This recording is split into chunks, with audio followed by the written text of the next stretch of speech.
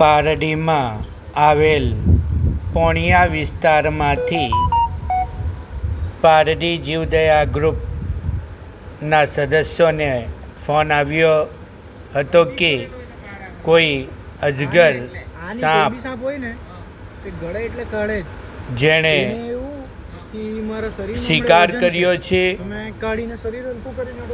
Phone આવતાની સાથે પારડી જીવદયા ગ્રુપના પ્રમુખ અલીભાઈ અંસારીના માર્ગદર્શન હેઠળ જીવદયા ગ્રુપ પારડીના સદસ્ય ઋષિ ઠાકોર અને યાસીન મુલતાની બંને સેવાભાવી યુવાનો સ્થળ પર પહોંચી ગયા હતા।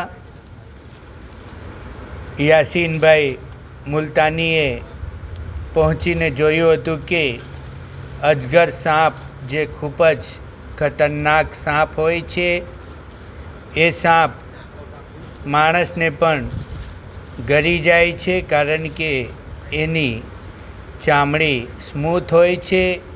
એ અજગર સાપ એ મરઘાનો શિકાર કર્યો હતો અને યાસીનભાઈ ઋષિભાઈ પહોંચી જતાં એણે શિકાર છોડી દીધો હતો અને અન્ય સ્થળ પર જઈ ભરાઈ ગયો હતો।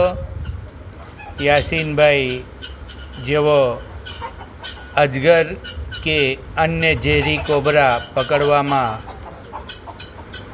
એમની નિડરતાપૂર્વકની સાહસિક યાત્રા છે।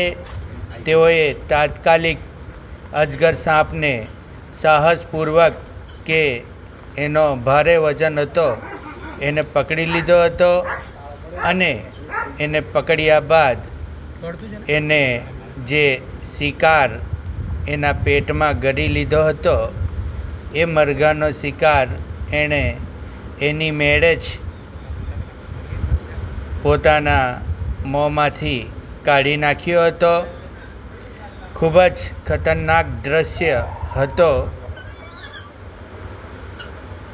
કે મરઘાના ફોર્મમાં એ ઘૂસી ગયો હતો અને ખતરનાક રીતે એણે બચકું ભરી મરઘાનો શિકાર કરી લીધો હતો।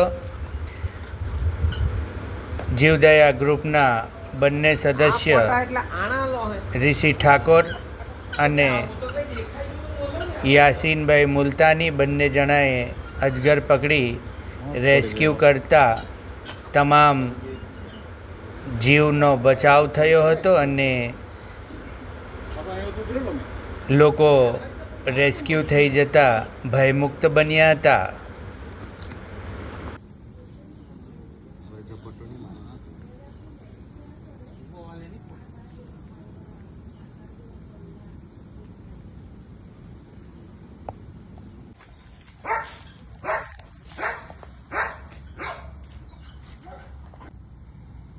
बाहर कहाँ है?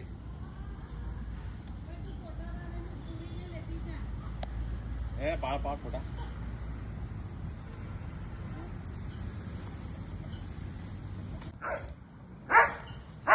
ना लोग हैं